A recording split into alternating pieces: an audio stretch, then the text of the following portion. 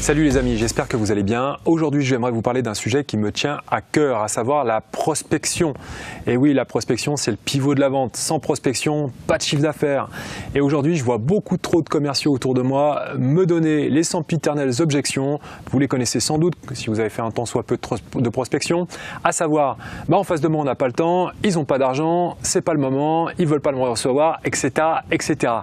Donc, j'ai identifié au travers un peu de mon expérience, de mes acquis, plusieurs points durs qu'il faut absolument gommer. Et si vous avez à gommer et naturellement aller au-delà de ces points durs qu'on va voir ensemble, ils sont au nombre de 3, eh bien vous allez gagner beaucoup de temps et aussi de l'argent parce que c'est quand même le but. Allons-y, c'est parti.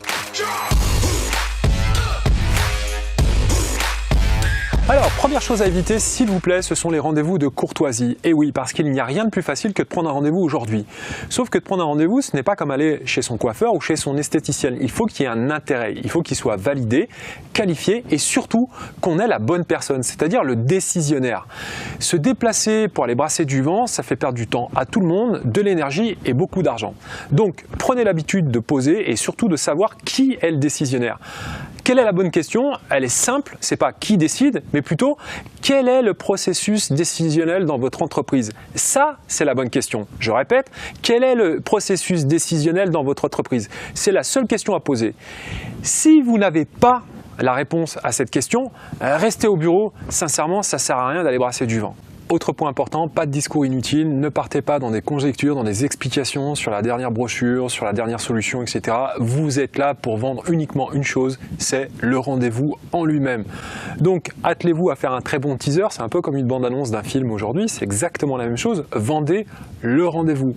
Posez des questions ouvertes et fermées pour accrocher et surtout faire prendre conscience à votre prospect, c'est-à-dire la personne que vous avez soit au téléphone, soit par mail et peu importe le canal à la limite, qu'il y a une carence et qu'on peut l'améliorer. Donc accrochez-le par ces questions, en général c'est une très bonne technique et derrière vendez-lui la possibilité d'avoir un rendez-vous qualifié qui va lui apporter beaucoup par une phrase du type écoutez, ce que vous me dites est plutôt symptomatique que des gens que je rencontre aujourd'hui, votre cas n'est pas isolé et je pense que le rendez-vous qu'on peut poser et positionner ensemble peut être extrêmement productif, en tout cas très intéressant car j'ai une tonne de solutions que je pourrais vous mettre sur la table.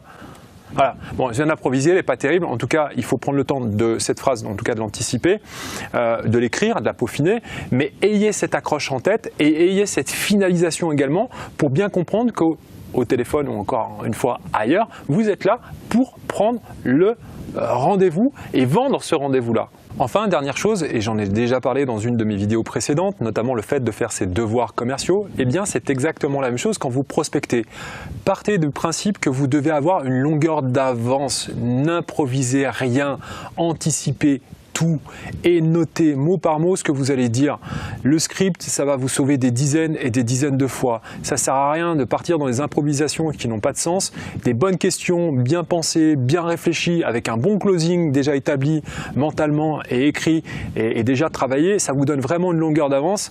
Et au final, c'est ça qui fait la différence. C'est le fait d'être vraiment pointu, précis, et d'anticiper tout ce que va pouvoir dire derrière la personne que vous aurez, encore une fois, derrière son ordinateur ou au téléphone. D'autant plus qu'aujourd'hui, vous avez des CRM et des moyens de quantifier tout ça.